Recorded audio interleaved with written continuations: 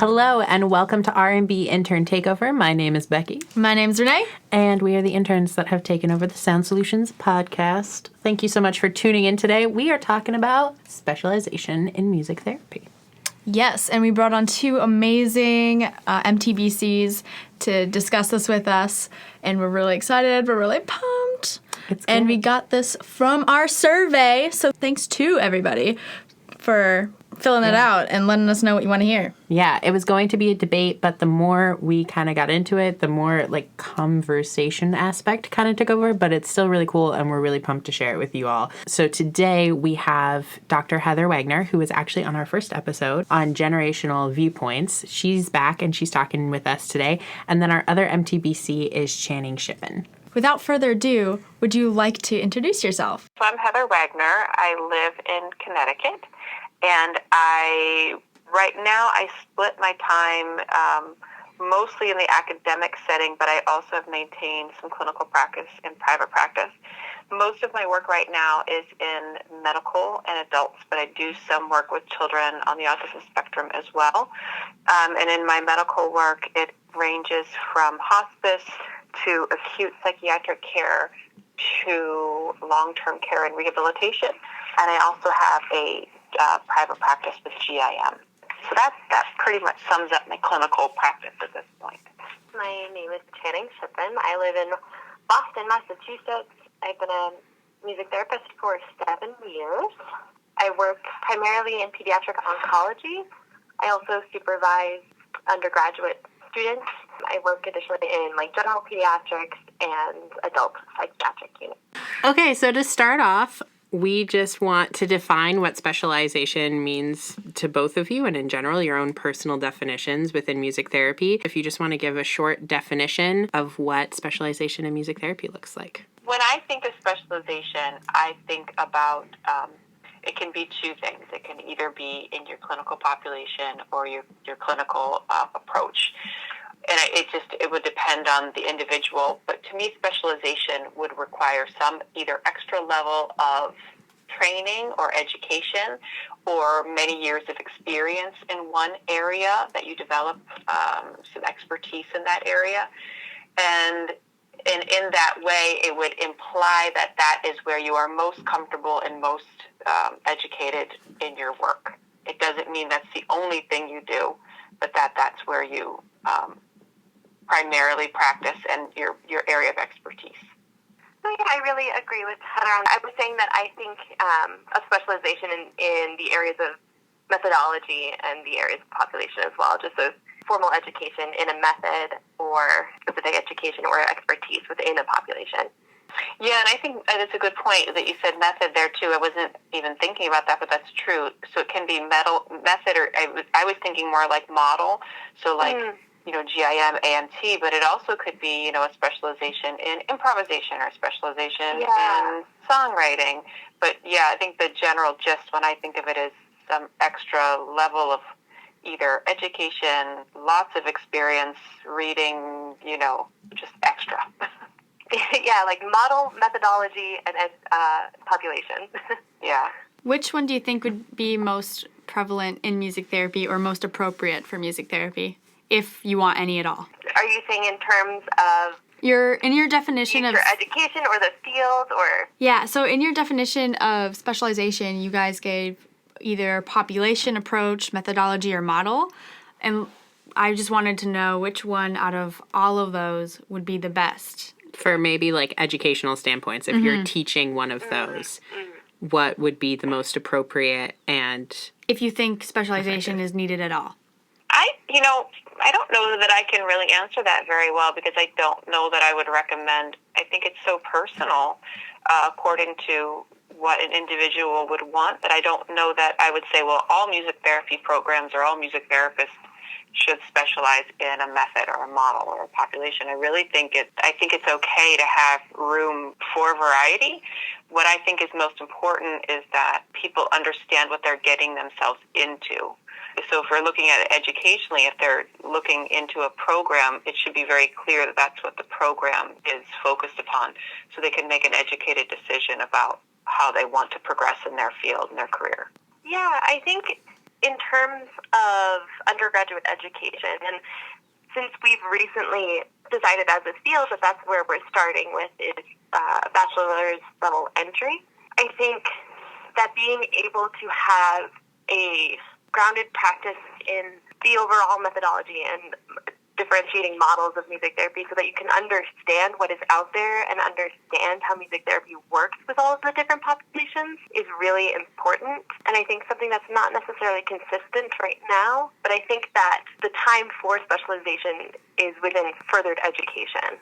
Like if you're going to specialize in a model or specialize within a methodology more so, that being able to pursue that and having the option to pursue that lies really within higher education. Population specialization comes with experience.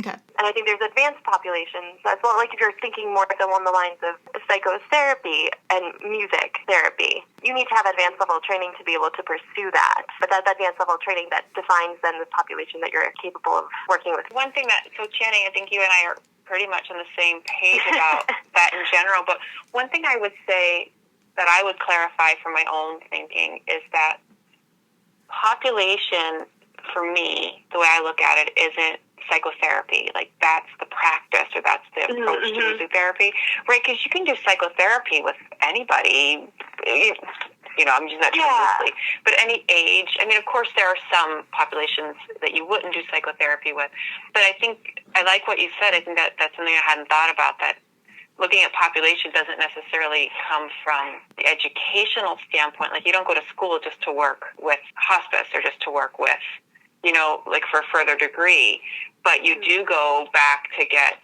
methodology and model-specific training, that it is that perhaps experience is really what puts you in a population more than anything. And I hadn't thought about it that way before. I've been thinking about this a little bit lately, and I think that what's important to understand, I think, about working in music therapy is, yes, we work with 32 different populations, as I think that's the number as defined by MTA, but we work with people. And so we're working with people in different scenarios and different situations. And so the interventions that we're utilizing, we can adapt to each of the situations, which is why we're able to work with so many different quote-unquote populations. But we're working with one thing, which is people. And I think we're just working with them within their different scenarios. And the fact that music therapy is so adaptable to each of those different scenarios, it really gives us the ability to flow from situation to situation as needed. And it is that extra training, that advanced level training that lets us work maybe on deeper levels with different, maybe higher need populations or in different methodologies. But really it is it's not so much about the population or maybe the situation in which the people are in and what you're capable of providing for them. So within that, though, it sounds like both of you are for specialization maybe in further education as opposed to bachelor levels. Is that correct? For Heather, me, do you want to go absolutely. first? Yeah. Oh, for sure. I think Heather, yeah. If you don't have a generalized understanding as a music therapist at the undergraduate level, I think it really robs you of the opportunity to be able to specialize and to be able to consider which area of interest you have passion in and what's going to propel you forward in your career. And so I think you need to have a generalized theory as an undergraduate. Also, if we are saying that we work with 32 different populations out the gate, you have to have a generalized theory to be able to work with all of those populations. Right, and I think a big concern for me is that when let's just look at it from an undergraduate perspective, and let's just assume traditional learner, someone who's age 17, 18, or 19 coming out of high school, we still are teaching people what music therapy is. Just in and of itself. I didn't know coming in the field at age 17 exactly what it was, and I certainly wasn't sure with whom I wanted to work. I had an idea, but I think that if the average person we're still learning what music therapy is, I think it would be really dangerous, or not even dangerous, just unethical, to focus on only one way of working in the undergraduate level, because people are still figuring out what it is and what they want to do with it. So if we limit people, young professionals, there's no way they won't know what they're getting themselves into. And in addition to that, even if the program, whatever educational program would identify itself as we practice this orientation or this method. I don't know that someone coming into the field brand new would even really know what that means. And so they might make a choice based on things like location and, tuition and scholarships, but not really know what they're getting themselves into. So in that way, I think it's really important that the undergraduate programs are relatively consistent with each other in terms of content, and that the integrated approach to music therapy and a variety of experiences is really the best way to go. Absolutely. I 100% agree. When we formulated this question about specialization, we thought about other therapies and how they have different approaches and focuses. So like speech therapy and physical therapy, and how music therapy will co-treat with it and overbalance, and why like maybe we should think about specializing towards certain things like that, or even towards population. But I did not even think about the fact that other people going into those fields have more knowledge about it than us, because we're not that well known, I think, in the well, it's also system. the entry level as well, because like to get into PT school, you already have an undergraduate degree to get those that too. baseline for like the systems of the body and like anatomy and physiology and all of that going forward. Within that, though, because music therapy branches so many populations and so many methods, the other side of that question, or I guess argument for specialization, is there too much to learn in an undergrad to effectively practice without focusing in or specializing? And I know that branches over into master level entry. A little bit different of a conversation. Mm-hmm. But yeah, Channing, if you want to start off on that, and then we can go over to Heather. Yeah, I don't know if it's so much that there's too much to learn. If you're thinking truly like methodology based, right? If we're talking about having an undergraduate program that's based in learning the available interventions that music therapy utilizes in a general sense, a well-trained undergraduate music therapist should be able to leave their school with the interventions that we use and be able to adapt and apply them to different populations and be able to understand what the goals and objectives are of each of those populations and adjust them as needed to be able to accomplish those goals and what interventions can address those goals. I think there are definitely some populations that may require some more in-depth training to work with, or like we were saying, advanced models that certainly require advanced level training like GIM, analytical music therapy, that require advanced level training to execute, and that broadens your ability to work with patients on different levels. But I think at the undergraduate level, if you have a wonderful foundation in methodology and intervention work, then theoretically you should be able to adapt it to whichever population you work with outside of the training. Mm-hmm. And perhaps with some, just some more focus. For example, I started my career in adult forensic psychology, and then when I left that and went into, it's a funny jump, I went from that to hospice initially. It was also I was starting my master's degree, I was in the middle of the master's degree, but also like wanting to make sure that I grounded myself in what is known about working in that population. I knew I was capable. I knew I had the music therapy skills to work in a new population, but I needed to know more about what I might encounter in hospice care. So I think that goes along. I think that matches what you're saying, Channing, in that we have the basic skills. There just may be some extra knowledge that you need to work with specific populations or specific need areas. And it's so easy to get that information. There's so many ways to do it that doesn't have to all be at the undergraduate level, that we can gain some of that knowledge as we move forward in our careers. Yeah, I think that makes sense what I just said. Yeah, and I think that's such an important point, Heather, that I think what we all have to understand as music therapists in this field is that education doesn't stop regardless of whether or not you pursue advanced level training. Mm-hmm. That to be in your best practice as a music therapist, you must continue to educate yourself about your population and about your clients that you're working with. So it doesn't mean that you have to go get a master's degree at this point. It means that you have to be reading articles that are coming out with information that can supply you with solid interventions or solid theories to work with your patients and your populations. But education does not stop after graduation, and it does not mean you have to pursue a higher degree. It just means that you have to continue investing in yourself and in your practice. Mm-hmm. Yeah, and to kind of go back a little bit to the beginning of this little micro topic here, the question you had asked was, is there too much to learn at an undergraduate level? That's a big question. Yeah. But that is one of the problems. I mean, as an educator, how do you fit everything ideally that you would like your students to know by the time they leave an undergraduate degree? I mean, I don't know that I feel satisfied with that. I don't feel satisfied. I have my own opinions about master's level entry, and if we want to go there, we can. But I kind of feel like at this point, the decision has been made. The debate is sort of closed for now. But it is difficult to teach everything that needs to be taught in a 4 to 4.5 year program. And I think that goes back to Channing, what you were saying, that it's a lifelong learning process, that just because you graduate doesn't mean you're done. And there's still going to be some learning. You're going to have to just do and learn as you go, and internship and clinical training and being in the field and consulting and mentoring, and please supervision. I think that's a really important thing as well. Yeah. And probably normalizing that more as well. I think within the undergrad programs, at least like my experience at Berkeley, and also Renee and I have spoken about this, is just normalizing the fact that it is a continued education. My brother told me when I entered music therapy, he's a physical therapist, he was like, I had a professor tell me that if at any point in the medical field you think that you don't have anything to do, you're either forgetting something or lying to yourself, because there's always an article to read.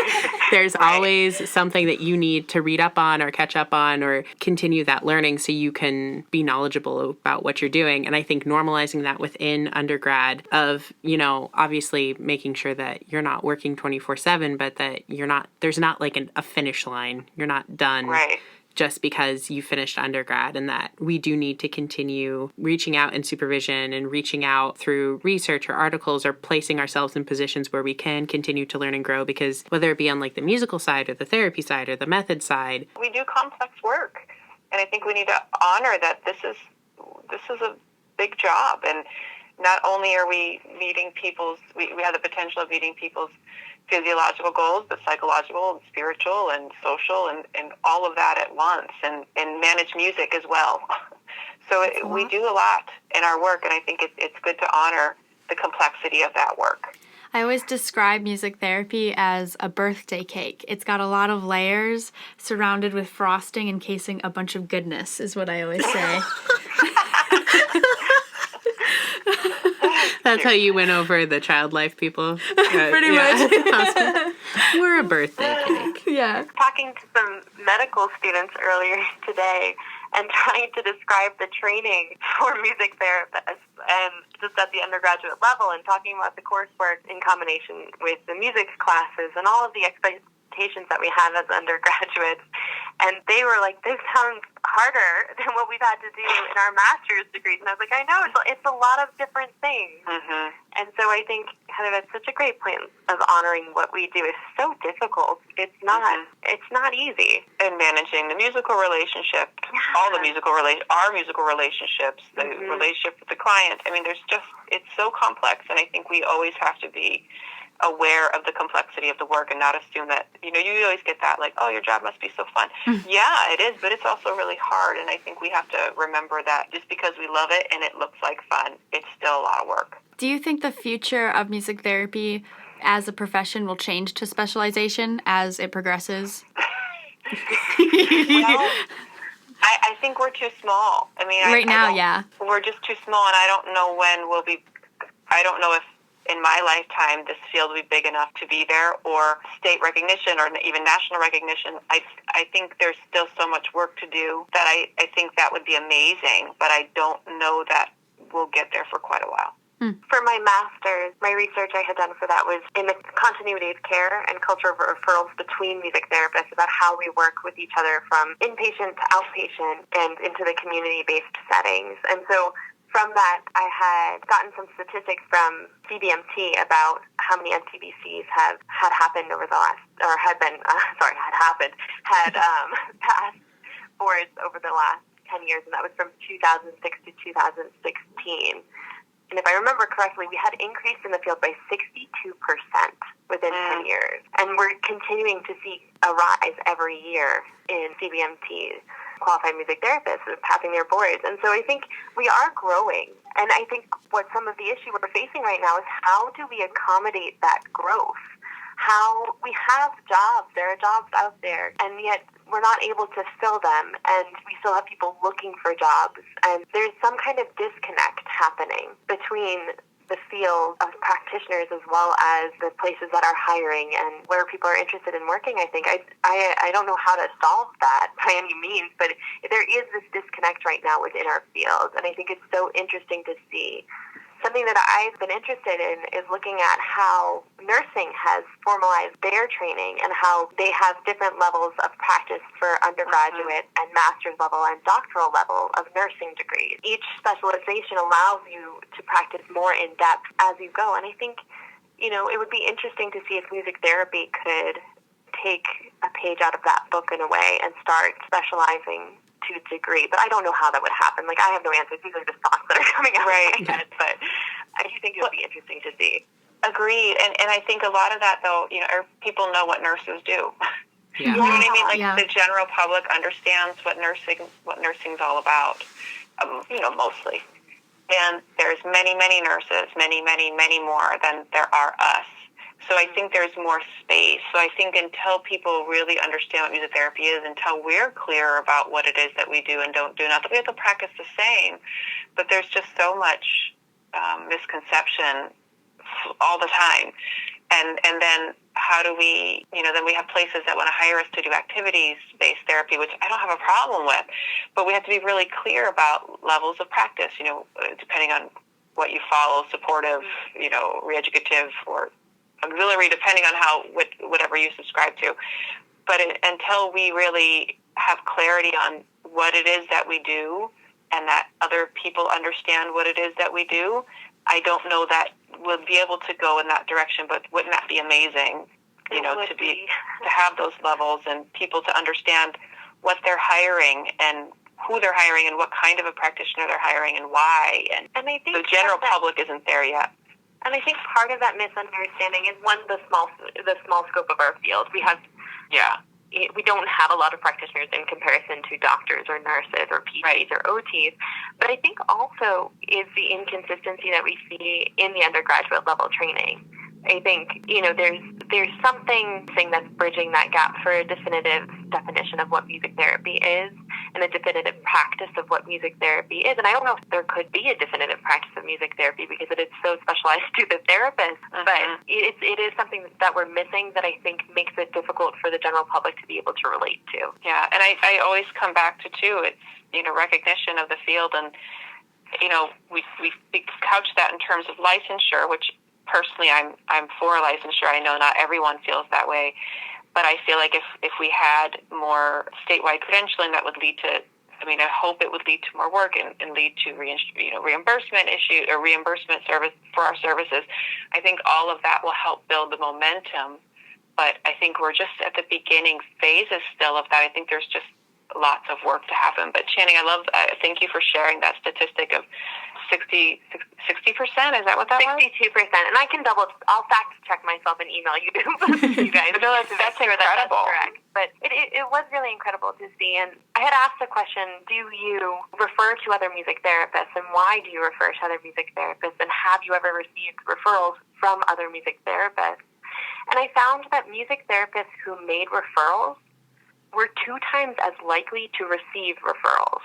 I just really think that's a powerful statement. It really gives evidence towards, if we did define our practices, and not necessarily saying that we only work with these specializations or that we don't have the capability to work with other populations, but this is what I'm good at. I'm great at working with pediatric oncology and adult inpatient psychiatric units. Those are my wheelhouses. I feel very confident with them. And so those are the patients I work with. And should I get a patient who has autism and wants to continue their music therapy services in the community, I should refer to someone who is capable of working with a child with autism. And that's not my specialty. That's not really my wheelhouse. And if we can continue doing that and referring to each other and boosting each other up, I think we could see the field grow in a really wonderful way. But I have to also acknowledge that that's coming from my very biased perspective of living in an urban area where I have at least 100 music therapists that I know in Boston, Massachusetts, and I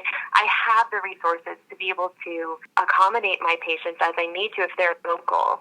And so I think it definitely stands to be acknowledged that I am very privileged in that sense, and that I am able to have a great collection of music therapists and network in my reach.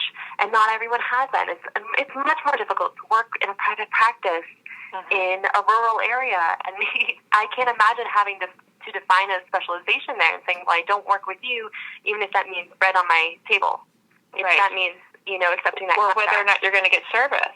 Because if I'm the only one and I don't work with this particular kind of a need, then this person may or may not get music therapy services. That's one of the major challenges that I see. And that really reflects, negatively again on the fields too. If we're not able to work with someone, and then people don't understand, well, what's the limitation and why is that not happening? Why can't you provide services? And I think, it really is. We have a wealth of situations to handle as music therapists, and a wealth of problems to solve as we go forward and grow. And I hope that the coming generations of music therapists will be able to start solving some of these things. I really do hope I get to see some of that. Yeah, I think that, Channing, everything that you just said also comes back to just like levels of practice too, as opposed to focusing in on specialization, focusing in on levels of practice. Even if your specialty isn't, kiddos on the spectrum or special education, what can you do with them? And then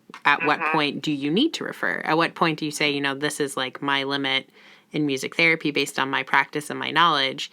I think it would be very beneficial for you to see someone else or for this to happen, as well as can you push that education forward for yourself with that one client or patient. But then, it also just comes back to rural areas, and we're really small and we're very young. And how do we put energy towards all of the different issues that a young field faces and try and solve them? When you make a really good point, to me it's not even so much about specialization in this conversation. It's more about boundaries of your own practice. That there are going to be, even the most integrative approach to therapy, there will be certain populations or individuals perhaps that you really are out of your own personal scope of practice, and that's okay. And I think we need to be clear about that. But it's a really good point that especially if it's a situation where the client won't get a service for whatever reason, that you can say, this is my limit. This is what I can do. And I can give just a really brief personal example. I'm working in a rehabilitation hospital, and I was very clear to them when they hired me that, listen, you're hiring me in this position, but I am a biopsychosocial approach to my practice. And so this is what you're going to get from me. Like, I will work with speech and PT, but I'm not really a physiologically based, neurologically based music therapist.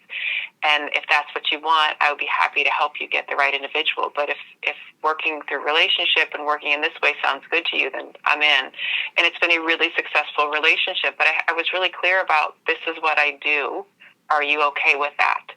And it's worked really lovely. And I have been collaborating with speech and OT and PT, and I've learned more and learning every day in that particular contract. And I think being really clear up front that this is the boundary of the way I work really set up a really good relationship. Yeah, I think being open to learning once again, like it's that idea that we're constantly learning. And even when I'm teaching my students and I'm working with my students, if they bring something that I haven't seen before in an intervention, Becky was one of my undergraduate students, so she knows. But if they bring something in that I've learned from or that I can use, I have them design interventions for my inpatient adult psychiatric unit. I tell them up front, and I'm honest with them, and I say, wow, I've learned something from you today. That was pretty monumental, and I really appreciate that you brought this in. And I'm going to use this going forward. And I think it's so important for us as practitioners to be open to what we do and what we do not know, especially, and being okay with that, and being okay with being a little bit uncomfortable, so that you can grow from it and you can understand what you do need to learn to go forward to support your patients and clients. So for me, it's less about specialization and more about knowing the boundaries of your practice, and then remedying those boundaries as needed, and especially if you can't refer out. Man, I have so many follow-up questions. I have this piece of paper that I'm just writing down what you say in a question to it. I wish we had time to address them all, but we don't, which is really unfortunate. So I hope. And the two of us seems like we could just keep talking without. I know, we could. Well, we only have a couple more minutes, so do either of you have any other just like closing thoughts or ideas or anything that you would like to summarize? I think the last thing I like to say, thinking about like whoever's listening, and I'll be honest with you, I didn't even ask who the audience is, and that was pretty irresponsible of me to not have a better understanding of who we're talking to. So sorry, but in thinking about, I love this field. I love music therapy. I mean, I never looked back, even when it was a struggle, and sometimes it was a struggle to be a music therapist for a lot of reasons. But how lucky we are to get to do this work. I mean, what a privilege it is to share our time with patients and to share music and to be in music. And I just want to say that I'm so excited for where we're going and really am honored to be part of that and hope that we can continue these conversations. And thank you to the both of you for opening a space for a little dialogue and exploration. And I'm just thrilled to be. I love what I do, and I hope that we all can feel that joy even when it's hard. I love that, Heather. I agree with you, and I think right now with what we're seeing, there seems to be a trend, and I think it's been around for a while, but I think where we have social networking now to contact each other, we're hearing a lot more about how people are dissatisfied with being music therapists, and I think especially for new music therapists, I can't imagine how disheartening that is. For me, working 7 years, I'm disheartened by hearing other people's frustrations, and they're totally valid. They really are. Absolutely.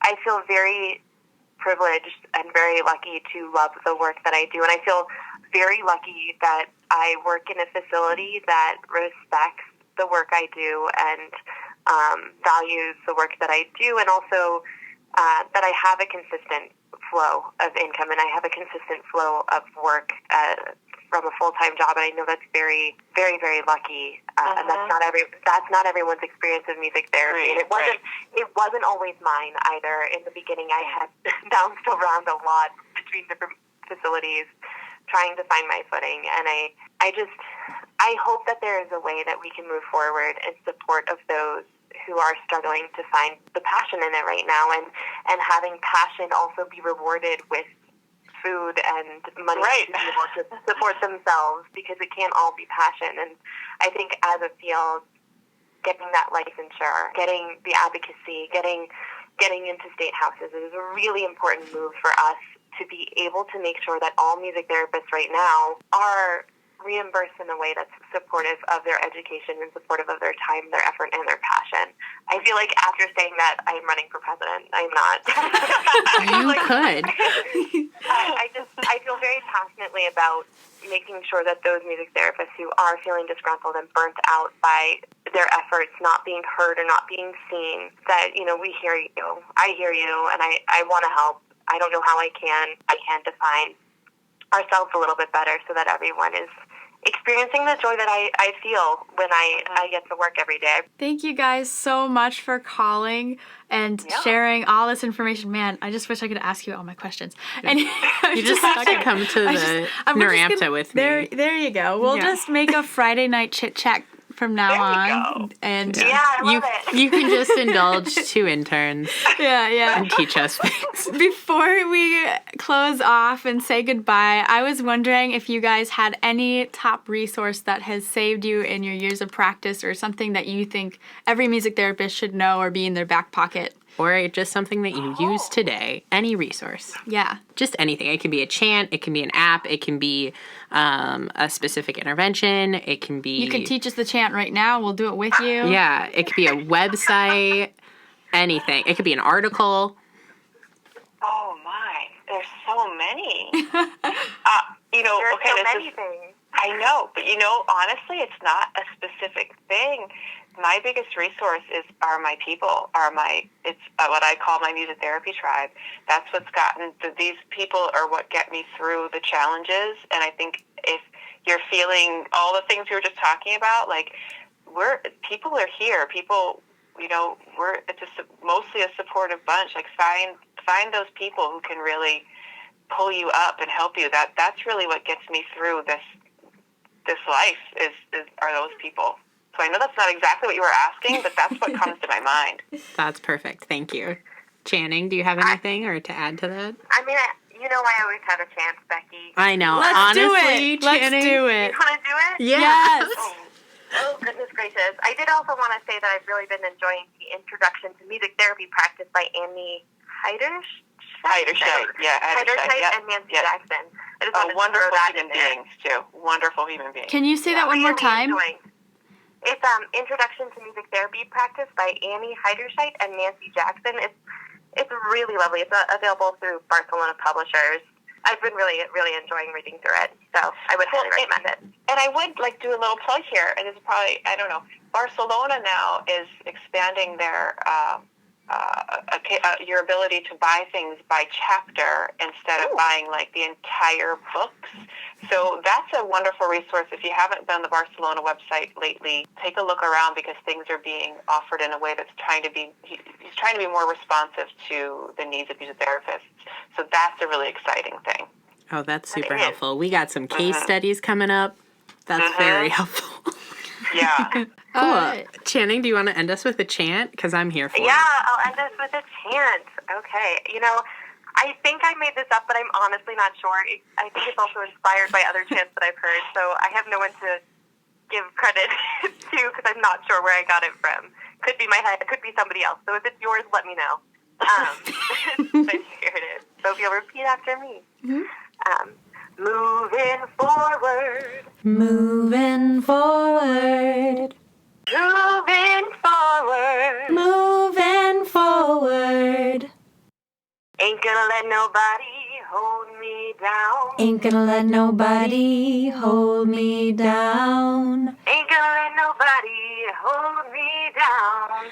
Ain't gonna let nobody hold me down. Moving forward.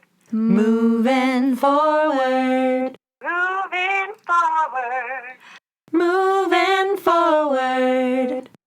But we use it a lot in our psychiatric unit, talking about goals and objectives and coping skills. And we talk about different ways that we need to get from point A to point B. And so we have people replace the word "ain't gonna let nobody hold me down," the word "nobody," with something that's blocking them from moving forward. So that's how I use it in a group. So it's this. Moving forward, moving forward. Ain't gonna let nobody hold me down.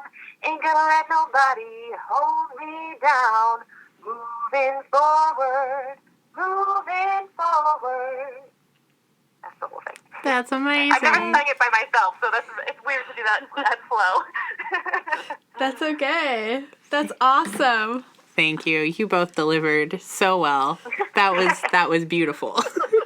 Thank you both so much for taking the time out of your day to come and talk to us about this. This conversation was amazing. Yeah, thanks to everybody who was listening and tuned in for this episode. We're sorry we strayed a little bit from the topic, but it's a broad topic, and I hope that you guys continue the conversation in the comments or with your coworkers, peers, students, staff, all of the above. And we just want to give you a brief reminder that next week, Monday, is our last episode. It is. So tune in for some really cool patient interaction and highlights. We're really excited about it. And yeah, R&B out.